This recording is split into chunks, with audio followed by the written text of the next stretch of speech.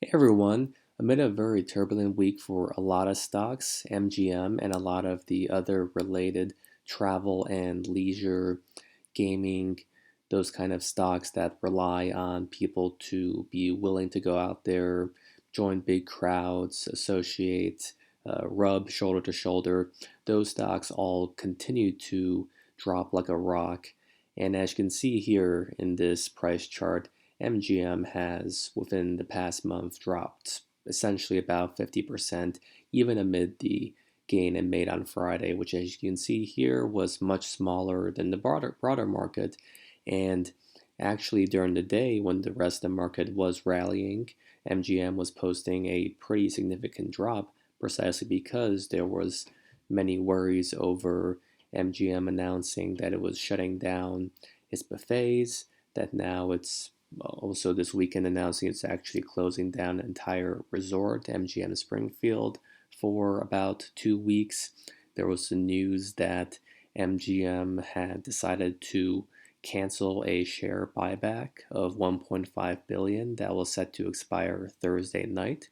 And so many people were taken aback by that. They thought that given how far MGM shares had already fallen, that MGM would be more than willing to buy back a substantial number of shares, or really any shares.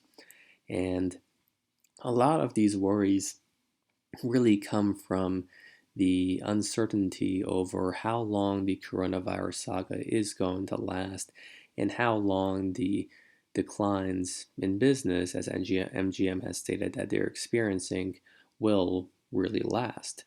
Is it going to be just 1 or 2 months of people not going to Vegas? Is it going to be an entire year of people not going to Vegas? And with MGM really heavily concentrated domestically, even though it does have, as I'll discuss, other properties too, this definitely poses a serious long term risk for MGM. I believe the company has sufficient liquidity and financials to handle a moderate deprivation of business.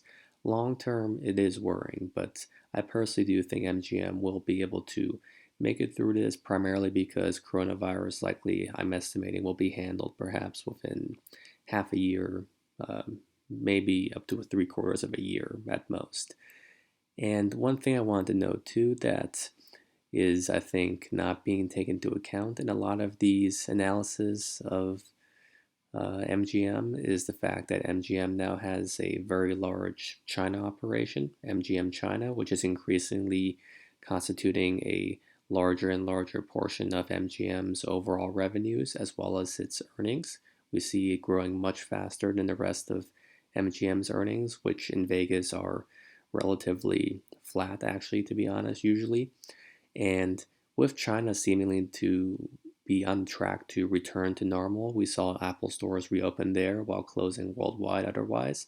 I think that MGM's China properties actually will be a cushion over the upcoming months, assuming things in China continue as they currently seem on track to be, which means that there's no resurgence in the virus, that consumers return to their prior economic activities.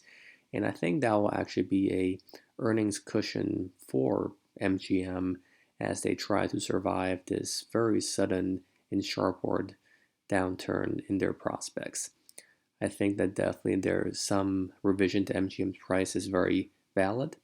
I think that its current PE ratio of 4 is definitely not going to last once they begin posting the drastically reduced earnings very soon. However, I think for those who are looking at the medium term, long term, 1 year or more, now is a pretty good entry point to pick up a little bit of MGM. I have, for disclosure, and I think that once again they have a chance, a pretty decent chance of making it through and returning and resurging to a major gaming giant as they were prior to this crisis.